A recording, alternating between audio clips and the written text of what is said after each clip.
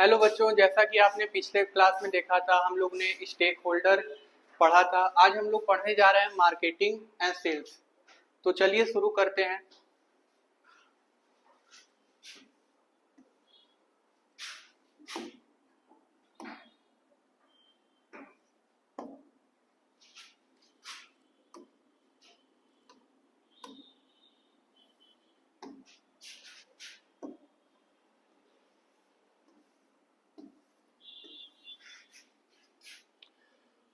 Marketing marketing जो है ये हमने बताया था एक ब्रॉडर टर्म है।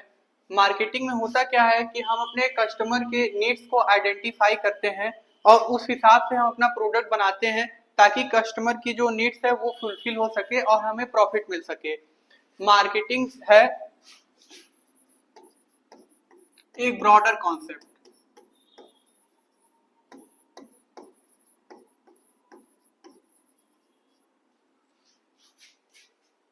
मार्केटिंग जो है वो एक कंटिन्यूअस प्रोसेस है जो कि कभी खत्म नहीं होती है। इसका एम जो है वो लॉन्ग टर्म कस्टमर से रिलेशनशिप बिल्ड करना है। सेकंड है, मार्केटिंग जो है वो कस्टमर को अपनी तरफ अट्रैक्ट करती है और उसमें हम सबसे जरूरी बात है कि मार्केटिंग में हम कस्टमर के फीडबैक को काफी सीरियसली लेते हैं ताकि हम अपने प्रोडक्ट को इम्प्रूव कर सकें और हमारे साथ कस्टमर जो है एक लॉन्ग टर्म रिलेशनशिप में रहे। इसी का जो है वो हो जाता है सेल्स। सेल्स जो है वो एक नैरो टर्म है एज कंपेयर टू मार्केटिंग।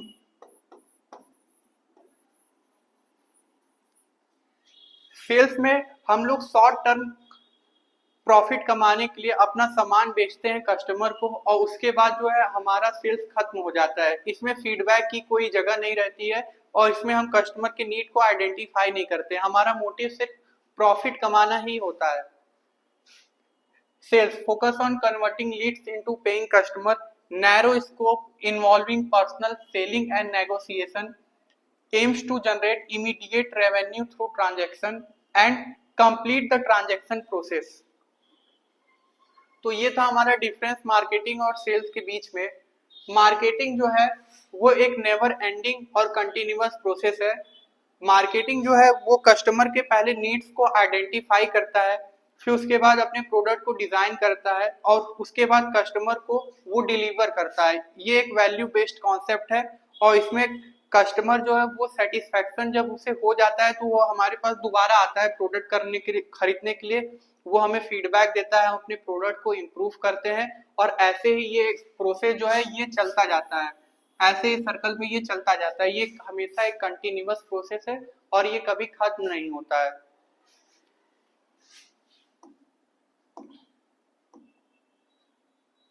तो जैसा कि आप देख सकते हैं, फिलिप कोटलर जो है ये मार्केटिंग के बहुत ही नामी प्रोफेसर हैं। ये कहते क्या है कि marketing is the science and art of exploring, creating and delivering value to satisfy the need of a target market at a profit. Marketing जो है वो एक्सप्लोर करना है। ये एक साइंस भी है और आर्ट भी है। मार्केटिंग जो है वो एक्सप्लोर करता है, कस्टमर के नीड्स को आइडेंटिफाई करना, ये मार्केटिंग का प्रोसेस है। और ये बहुत ही इम्पोर्टेंट है कि हम अपने कस्टमर को एक्सप्लोर करें, अपने सोसाइटी को एक्सप्लोर करें, उनके हिसाब से हम अपना प्रोडक्ट को डेवलप करें। सेकंड है क्रिएटिंग। क्रिएटिंग इसमें इनोवेशन हो जाता है। जैसा कि आप देख सकते हैं, इंटरनेट के आने के बाद जो हमारा बटन वाला फोन था उसे हमने स्क्रीन टच से रिप्लेस कर दिया। स्क्रीन टच अब आ गया है। स्क्रीन टच आने के बाद बटन वाले फोन से अब हम ज्यादा उपयोग में उसको नहीं ला सकते। तो ये है क्रिएटिंग। क्रिएटिंग में इनोवेशन भी एक बहुत ही महत्वपूर्ण प्रोसेस है। फिर उसके बाद डिलीवरिंग वैल्यू। सोसाइटी सोसाइटी में आप अपनी वैल्यू डिलीवर करते हैं। जब सोसाइटी की नीड्स जो है वो सेटिस्फाई होती है तो वो हमारे लिए एक बेहतर कदम होता है और उसी से हम प्रॉफिट फिर कमाते हैं। तो जैसा कि फिलिप कोटलर कहते हैं, according to the Philip Kotler, a renowned marketing expert, marketing is the science and art of exploring, creating and delivering value to satisfy the need of a targeted market at a profit.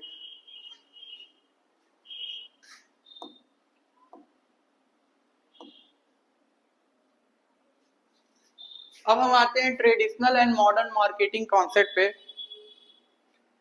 Traditional मतलब old marketing process जो है,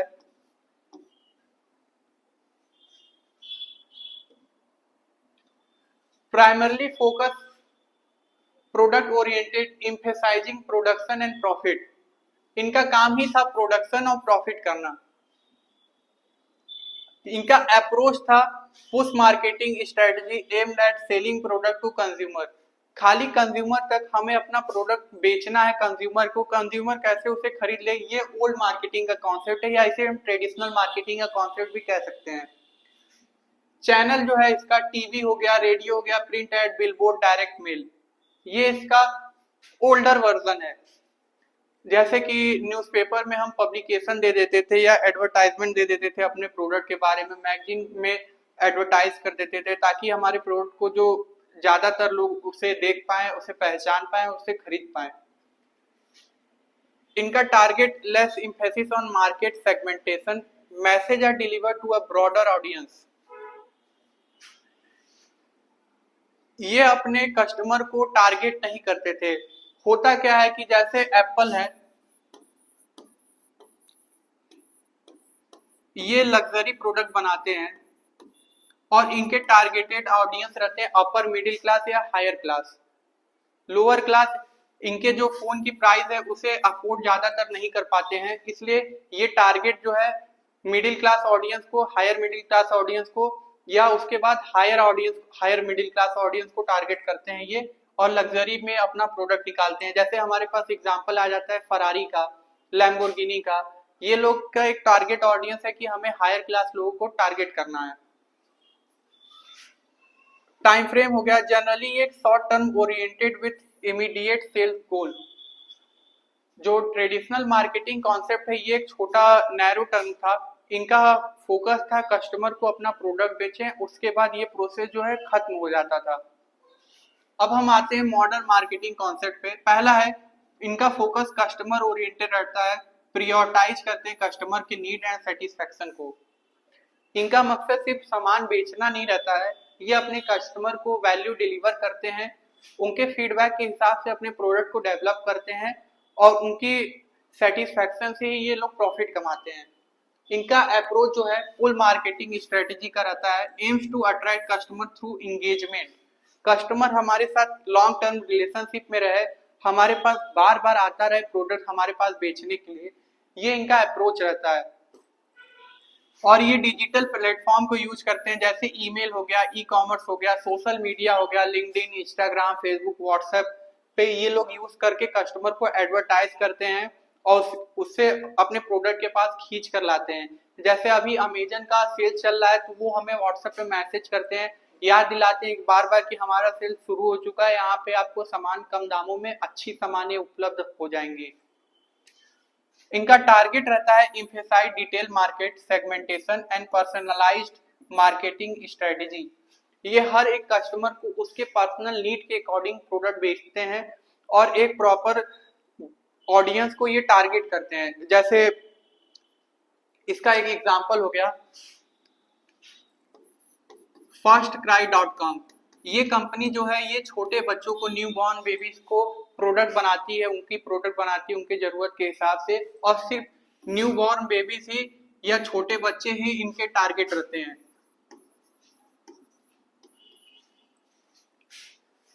next है time frame, long term oriented, focusing on building customer relationship and loyalty.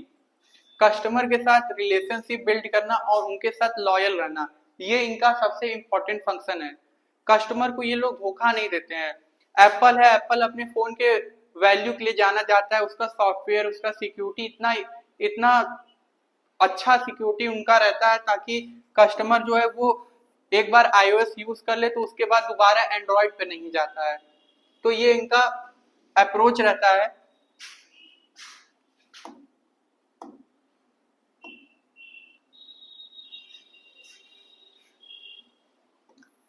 हम लोगों ने पढ़ा marketing क्या होता है, मार्केटिंग और सेल्स के बीच में डिफरेंस क्या होता है, और मार्केटिंग का डेफिनेशन फिलिप कोटलर के अकॉर्डिंग देखा था।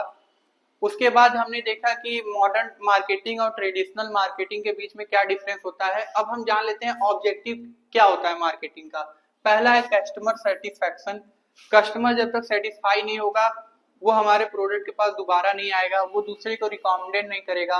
तो काफी सारे इसमें पहलू होते हैं जो हमें देखने होते हैं, इसलिए कस्टमर का सेटिस्फैक्शन बहुत इंपॉर्टेंट होता है। इसीलिए भारतीय भाषा में एक कहावत है कि ग्राहक को भगवान का रूप माना जाता है। सेकंड है प्रॉफिटेबिलिटी। हम बिजनेस इसीलिए करते हैं ताकि हमारे पास प्रॉफिट आ सके। विदाउट प्रॉफिट हम लॉन्ग टर्म में सरवाइव नहीं कर पाएंगे, इसलिए प्रॉफिट बहुत ही इंपॉर्टेंट होता है बिजनेस के एस्पेक्ट में। और हमें प्रॉफिट पे ध्यान देना होता है कि हम इसे कस्टमर के सेटिस्फेक्शन के साथ ही लें। थर्ड है कोऑर्डिनेशन एंड इंटीग्रेशन। हमें मार्केटिंग के जो अलग अलग डायमेंशन है, जैसे फीडबैक हो गया, डिलीवरिंग वैल्यू हो गया, उसके बाद कस्टमर इंटरेक्शन हो गया, एक्सेट्रा को एक साथ लेके चलना होता है और उसे कोऑर्डिनेशन और इंटीग्रेट करना होता है। नेक्स्ट है सर्विस टू सोसाइटी। हम अपने सोसाइटी में जिसके लिए हम काम कर रहे हैं या जिसके साथ हम काम कर रहे हैं उसको हम कितना वैल्यू डिलीवर कर पाते हैं, हमारे बनाए हुए प्रोडक्ट से हमारे सोसाइटी को कितना फायदा होता है, ये सब हम देखते हैं मार्केटिंग में। और लास्ट है क्रिएटिंग डिमांड। हम अपने प्रोडक्ट को बेचते हैं, कस्टमर उससे यूज करता है, उसके बाद प्रोडक्ट खत्म होता है तो कस्टमर उससे दोबारा लेने आता है। डिमांड हमारे प्रोडक्ट की बढ़ती रहनी चाहिए, तभी हमारे रेवेन्यू जनरेट होगा, रेवेन्यू से हमारी प्रॉफिट आएगी। तो हमें अपने प्रोडक्ट की डिमांड को जो है ग्रो करना चाहिए साल दर साल, क्वार्टर टू क्वार्टर। ऐसे हमारी कंपनी भी प्रॉफिट में रहेगी, हमारी रेवेन्यू जनरेट होगी और इससे हमारी प्रोडक्ट को हम और अच्छा बेहतर बना सकते हैं।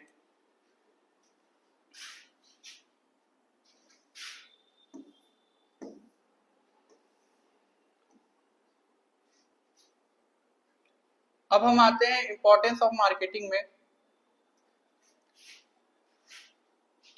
मार्केटिंग जो है वो अवेयरनेस क्रिएट करता है। प्रोडक्ट के बारे में वैल्यू तो हम डिलीवर करते ही हैं, साथ ही मार्केटिंग में हम अपने प्रोडक्ट के बारे में औरों को बताते हैं, हमारे प्रोडक्ट को यूज करने पे उन्हें क्या लाभ मिल सकता है, हमारे प्रोडक्ट में क्या क्या फीचर है, इसे हम किस मटेरियल से बनाते हैं, और साथ साथ कि ये आपके जरूरत को किस प्रकार से फुलफिल कर सकता है, आपके नीड को किस प्रकार से ये फुलफिल कर सकता है। तो ये हम अपने प्रोडक्ट के बारे में अवेयरनेस क्रिएट करते हैं। गाइड्स बायर जर्नी, आप कैसे उस प्रोडक्ट तक पहुंच सकते हैं, ये हम गाइड्स बायर जर्नी में बताते हैं। बिल्ड ब्रांड आइडेंटिटी, जैसे हम जाते हैं मार्केटिंग में, आपने देखा होगा लाइफबॉय को, काफी पुरानी सोप की वो ब्रांड है जो हिंदुस्तान यूनिलीवर मैन्युफैक्चर करता है। वो अपने प्रोडक्ट को बताते हैं कि 99% कीटाणु इससे मर जाते हैं, तो वो हम अपने ब्रांड को बताते हैं ताकि कस्टमर बार बार जब वही ऐड देखे और दुकान पे जाए तो उसे सबसे पहले नाम याद आ जाए, साबुन के मामले में लाइफबॉय उसके मुंह से निकले। फिर उसके बाद ये जो है ये हमारे सेल्स को बढ़ाता है, हमारे सेल्स को इंक्रीज करता है। जब काफी सारी डिमांड जो है वो बढ़ती चली जाएगी प्रोडक्ट के बारे में तो ये हमारे सेल्स को भी बढ़ाएगी, क्योंकि कस्टमर जो है वो बार बार हमारे प्रोडक्ट को खरीदेगा। और लास्ट है सपोर्ट बिजनेस ग्रोथ। जब हमारे प्रोडक्ट की ग्रोथ बढ़ेगी तो हमारी रेवेन्यू इंक्रीज होगी, और जब हमारी रेवेन्यू इंक्रीज होगी तो हमारी बिजनेस ग्रो करेगी, हमारी बिजनेस प्रॉफिट कमाएगी, प्रॉफिट आएगा हमारे बिजनेस के पास।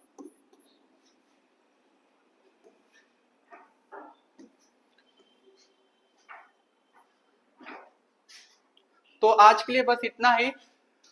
नेक्स्ट इसका पार्ट हम लोग लेके आ रहे हैं अगली क्लास में। अगर ये आप क्लास आपको पसंद आई हो तो इसे लाइक करिए, हमारे चैनल को सब्सक्राइब करिए और पढ़ते रहिए। कोई भी डाउट हो आप तो आप हमें कमेंट सेक्शन में पूछ सकते हैं, हमें रिप्लाई करने में आपका बहुत खुशी होगी। Thank you so much.